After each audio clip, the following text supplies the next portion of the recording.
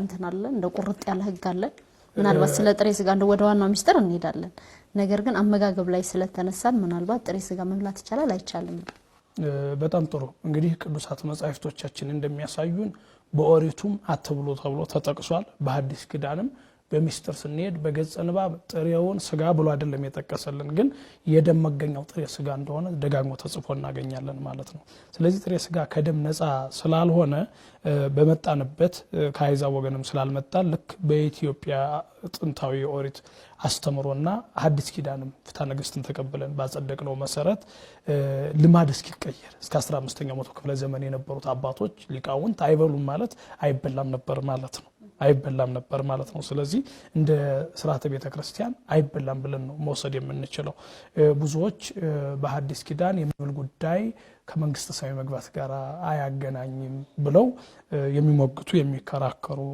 አትቅመስ አትንካ የሚለው ህግ አልፎልናልና ብንበላ ምን ችግር አለ ብለው የሚያነሱ አሉ ነገር ግን ቅድም እንደተናገርኩት እግዚአብሔር እንድንበላ ያልፈቀደበት ምክንያት ያባትነት ድርሻው ለኛ ጭምር የማይጠቅመን የሚጎዳን ስለሆነ በዚህ ምክንያት እግዚአብሔር ከልክሎታል ማለት ነውና እግዚአብሔር የከለከለውን ደግሞ አክብሮ መያዙ ህጉን መከተሉ የተሻለ ነው ማለት ነው እንደው እንግዲህ ጠያቂያችን መጀመሪያ ላይ የጠቀሰውን ዘዳግም 12:23 አንስተን እናንሳ ምናልባት ደሙ ነፍሱ ነውና ነፍሱም ከስጋው ጋር መብላት አይገባምና ደሙ እንዳትበላ ተጠንቀቅ ካለ በኋላ ኦሪት ዘጸአት ላይ ያልበሰለውን በውሃም ያልገነፈለውን አትብሉ የሚል ቃል አለ እንደው የዛስ ሚስጥራዊ ትርጉሙ ምን ይሆን በጣም ጥሩ ምንድነው ከዘዳግሙ ጋራ የዘጸአቱ የሚለይበት የራሱ መንገድ አለ ዘዳግም ላይ ያለው ትኩረት የሚያደርገው የመጋገብ ስርዓት ላይ ብቻ ሲሆን ያ ግን በጊዜው እስራኤላውያን በጉን ባረዱ ጊዜ የተከለከሉት ጥሬ ስጋውን ብቻ አይደለም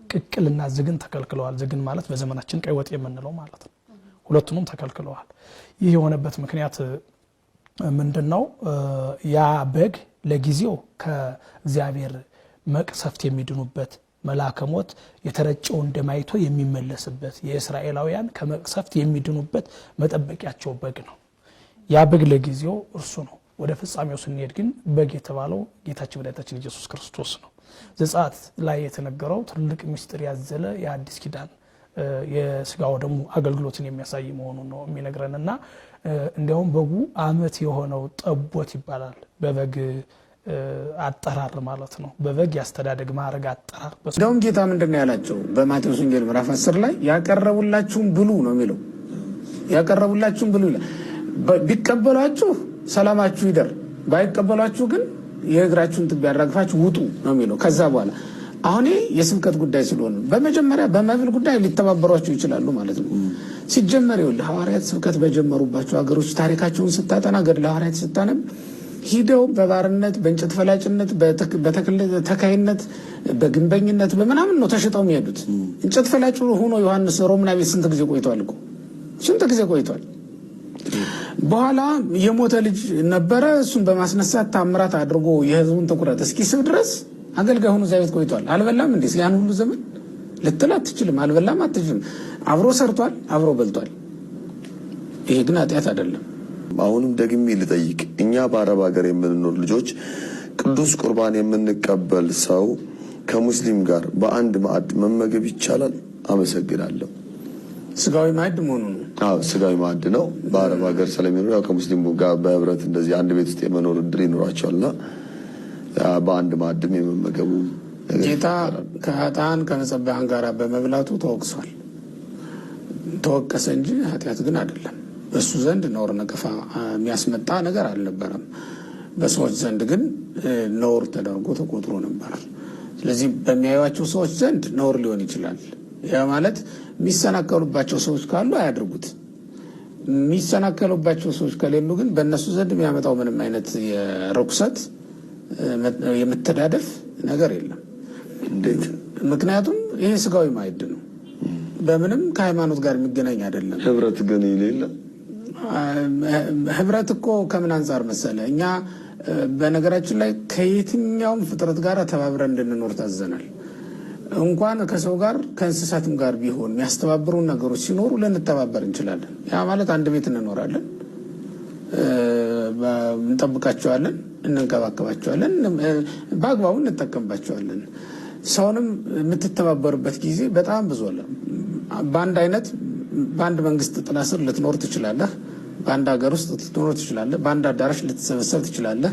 እያጠበቅከው ስትመጣ በአንድ ማዕድም ተሰብስበህ ልትበላ ትችላለህ። ከጌታ ጋር ከበሉ ከኃጢአተኞች መካከል አንዳንዶቹ ፍቅር ስቧቸው በክርስቶስ አምነው የሞቱ ናቸው። ምናልባትም አንዳንዶቹ ደግሞ በዛው የቀሩ አይሁድ ንጥቂያ ያደረጓቸው የነጠቋቸውም ሰዎች ደግሞ ሊኖሩ ይችላሉ። ሆኖም ግን የሚበልጠው አምነው የመጡት ናቸው። በፍቅር ተስበው ንስሐ የገቡት ናቸው። ጌታም ወደ ኃጢአተኞቹ ማዘንበሉ ከዚህ የተነሳ ነው የነበረው። አንድ ካህን ወደ ዘማውያን ሰፈር የስጋ ፈቃዱን መጎሰም ለራሱ ለነፍሱ ማስገዛት የቻለ ካህን ዘማውያን ሰፈር ላይ ቢያዘወትር ለቤተክርስቲያን ጥቅም ነው። ለምን? መክሮ አስተምሮ የሚመልሳቸው እስከሆነ ድረስ፣ ከኃጢአት የሚጠብቃቸው እስከሆነ ድረስ ነው።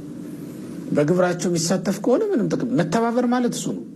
በግብራቸው መሳተፍ ነው። ሂዶ መርዳት ግን ወንጌል መስበክ ነው። ምክንያቱም ጌታ ሲኦልም ገብቶ ነፍሳትን አውጥቷልና ነው። ሲኦል መግባት ከአጋንንት ጋር መተባበር ተደርጎ ሊቆጠር አይችልም። ጌታን ያክል አምላክ፣ ክርስቶስን ያክል አምላክ እንዴት ሲኦል ድረስ ሊሄድ ይችላል ልትል አትችልም።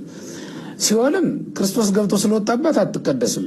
ክርስቶስም ሲኦል ገብቶ ስለወጣ የገሃነም የሲኦል ርኩሰት ሊያጋጥመው አይችልም። አሁንም እኛ ዘንድ ያለው ልክ እንደዛ ነው። እኛ ማለት ዓለምን የምንቀድስ እንጂ የዓለም ርኩሰት የሚያሳድፈን ልንሆን አይገባም። በዓለም ትኖራለህ፣ የዓለምን ርኩሰት ትለውጣለህ።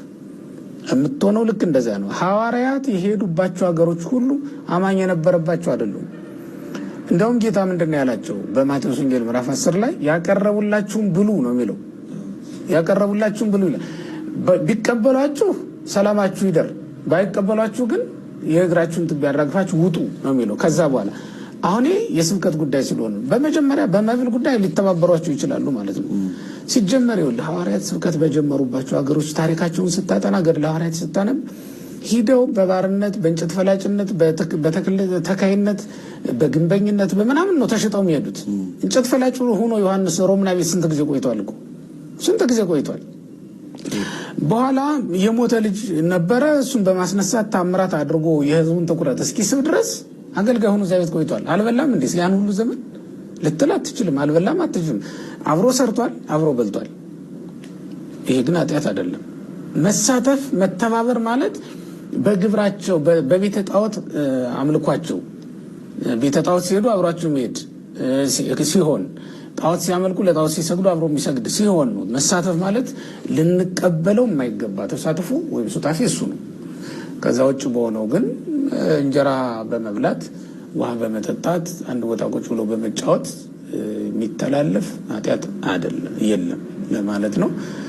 እንዲያውም ይሄ ከተቻለ ክርስቲያኖች በደንብ ብርቱዎች መሆንና ነገሮችን ሁሉ በዓላማ ማድረግ ሌሎችን ለመሳብ ይጠቅማል። ምክንያቱም እያንዳንዷን ነገር ከሃይማኖታዊ ስርዓት ፍንግጥ ሳታፈነግጥ የምታደርግ ከሆነ ብዙዎችን የመግዛት ስልጣን አለ። እንዲሁም ከዛ በኋላ የመማረክ ስልጣን አለ። አሁን እኛ ቤት ችግሩ ምንድን ነው?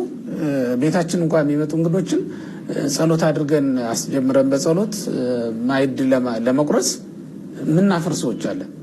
የሃይማኖት ልዩነት እንኳን ባይኖር የተሰበሰበውን ሕዝብ ጸሎት አድርገህ አቡነ ዘበሰማያት አስደግመህ በኋላ መጨረሻ ላይ እግዚአብሔርን አመስግነህ ማዕድ ለማንሳት ማዕድ ለማስጀመር የምታፍር ከሆንክ ክርስትናው ምኑ ላይ ነው?